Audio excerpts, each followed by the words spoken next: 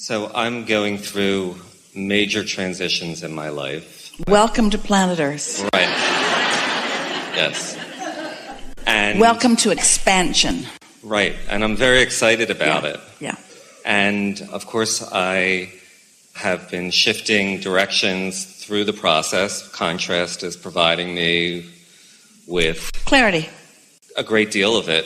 Yeah. So clarity is just such a big nugget, such a big bonus.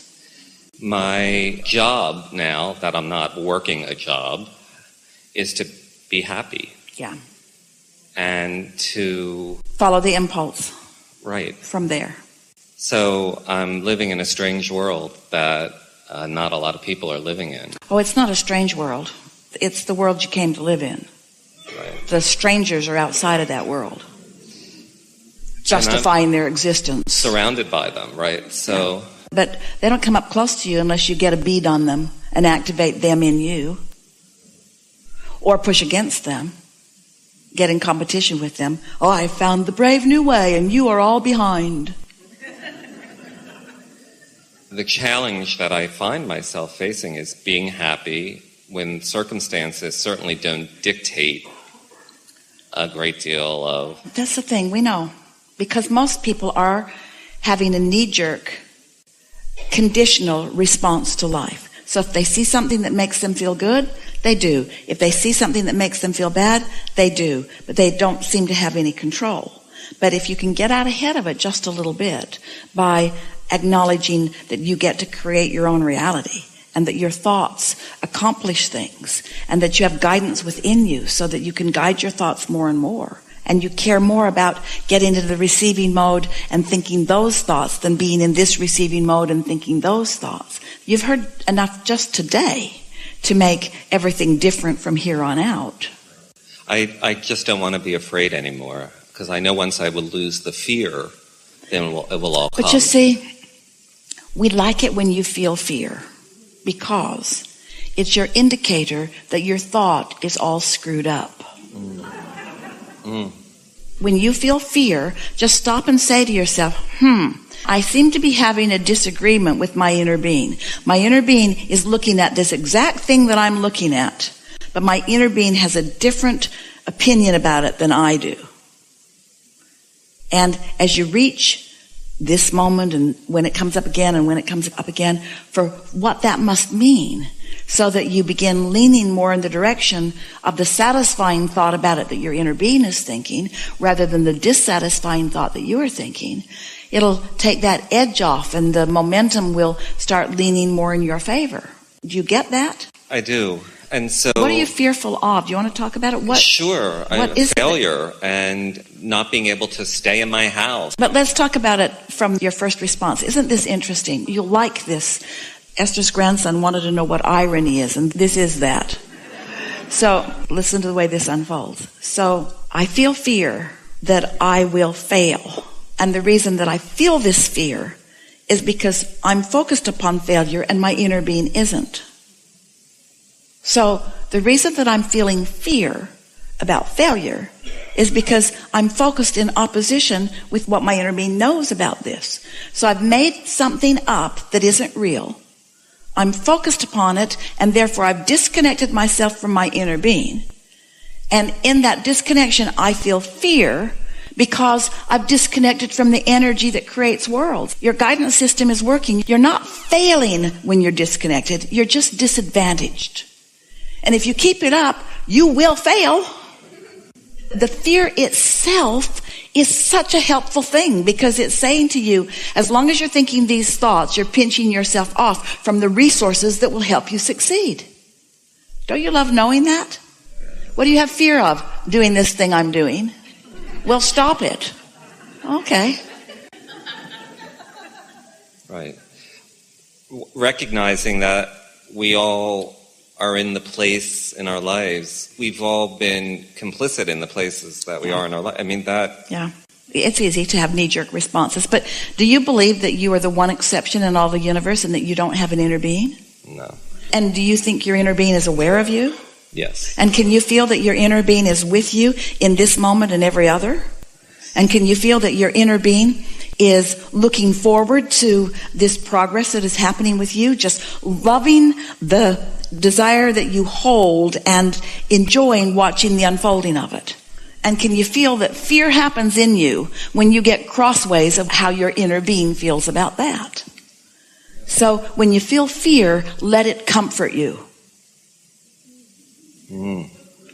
Because it means my inner being's got me, and I'm not letting myself be got. My inner being has a bead on me and all that I want, and somehow I've lost the focus, but my inner being hasn't, and therefore I feel this. One day Esther said to us, because she was feeling real bad, and she said, Abraham, I think you should come here with me and think about this like I am so that I don't feel so bad. Because she knew the reason she felt bad is because she was out on the raw and ragged edge and not letting us in. So she tried to talk us into coming out on the raw and ragged edge with her. And we said, come to us, because we're not coming there. Come to us. It was a sort of funny moment when she realized that what she was asking us to do. Abraham, give up all that you've come to know. Forget everything that you are. Never mind everything that I am that's in my vortex, and just come here and feel bad with me. And then I won't feel bad if you'll come over here with me. You're getting the picture of this, aren't you? And your inner being just is not ever going to budge from the evolution that you've accomplished together. And when we say you can't get it wrong, that means you cannot fail. And when we say you'll never stop expanding, there's no end to what you are. So is it correct that the timing for a manifestation is directly correlated to how aligned you are? Absolutely, and that was a beautiful way of saying that. What you're ready to receive, what you're ready to translate, what you're ready to receive. Translate into a thought, translate into a movement, translate into an impulse, translate into words, translate into action. Perfect words. But you got to be ready to be ready. In other words, you can't just say, I'm not ready, what do? We say, take a nap and you'll wake up more ready. And then when you wake up, don't get less ready, get more ready. Just keep leaning toward more satisfying thoughts, more soothing thoughts. Soothing is the name of the game. I basically am trying to live my life in some form of denial of what the circumstances are. Denying what? Denying what you would call what was, what is. You know, trying to deny the circumstances. Here's the thing. We don't want you to deny it. We just want you to stop making it such a bad thing. We're not asking you to not face reality. We're just asking you to not make it the dominant thing that you do. We're not asking you to be a crazy nutcase. We're just asking you to put your emphasis in a more productive place.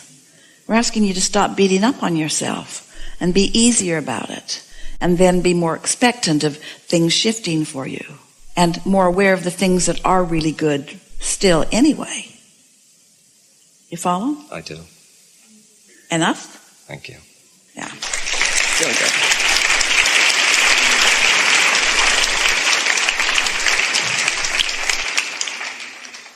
I'm in a real good groove right now. I'm feeling good. Manifestations are good. Want to call it a groove? It's a good name, good word. Or I got a really good vibration going on that I'm pretty good at maintaining. And everything that in my life is reflected by that pretty steady vibration that I've got going. Exactly. That's good. Mm-hmm. That's good. Yes, it's very good. It kind of started several years ago. Doesn't matter. Yeah, the process. I mean, I've been to a few of these. Doesn't matter. So here we are. Yeah. Here we are, and now what? Because if you look back even to the last whatever, you're diminishing the vibrational momentum that you've got going now. Why look back? Back is always weaker than now. Right. Yeah. Right. So now I can feel some amazing things bubbling to the surface. Obviously, I have this momentum going, and the desires that I've thrown into the vortex over the years, I know that they're coming to fruition because of the feeling, the manifestations, and so forth. This groove, this momentum, this vibration. So I want to be more specific about how this energy is now bubbling up? Well, the reason that feels good, once you're certain, and you seem to be, that you are steadily in alignment, then what happens is thoughts continue to occur to you that you can bring to more specifics. And that is satisfying. But it's not something that you need to do. It's something that you're allowing to happen. So, do you meditate? Yes. Not in the traditional sense. Sometimes I do, but...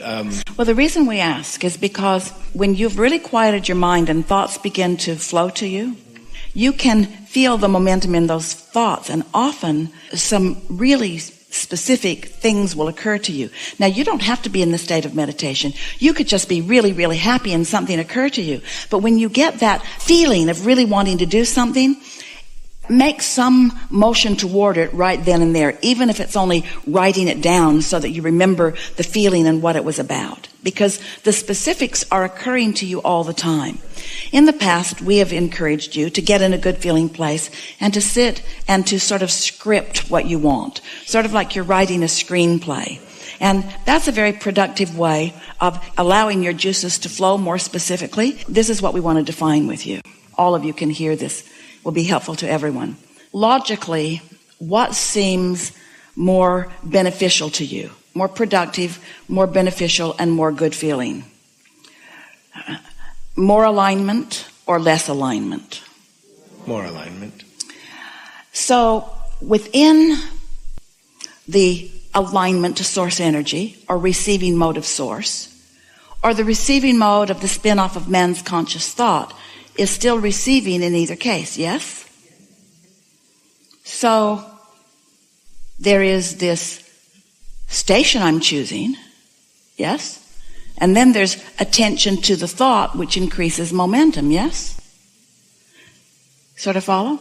I can be tuned in and get that momentum going, and I can be really worried about something and get that momentum going. Momentum will happen no matter what station that I'm receiving from. You following? So, which is better? Connected to source or otherwise? Source. And momentum in either case, yes? Which is better? Momentum with source or momentum otherwise? Source. Now here's the hard question. Which is better? Momentum with not source or no momentum? No momentum. You're very wise.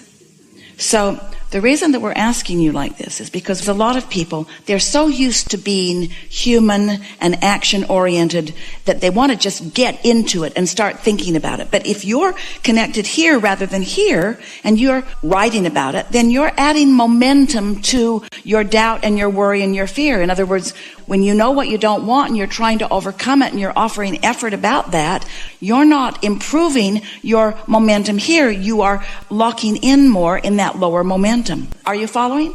So what we're getting at, the only time that you want to strive for more specifics is when you know you're feeling good. So when you're feeling good, talk about it, dream about it, gather information about it, put things in your book of positive aspects about it. Get specific when you're feeling good. But when you're not feeling good, take a nap, go to the beach, do something to break the evil spell. So what are you asking? I feel... Because we can feel you trying too hard. And trying too hard is what people do when they're trying to overcome their own momentum that's going. So many people offer so much effort to compensate for what they are not doing with their energy. Well, my main thing is lately I've achieved my groove, if you will, based on just generalities, keeping things very general. Because it is easier to be tuned into who you are when you're speaking in general terms than when you're speaking in specific terms, isn't it? Because the specific things haven't come about yet. And so with that... Well, here's our question. Do you think that you have to do this? When you get into your vehicle to drive somewhere, do you have the urge to open the hood and get under there and work with the belts and the pistons and the engine and make the oil run? Definitely not. So you know that there's an engine that's doing its work, and what do? You just decide where you want to go.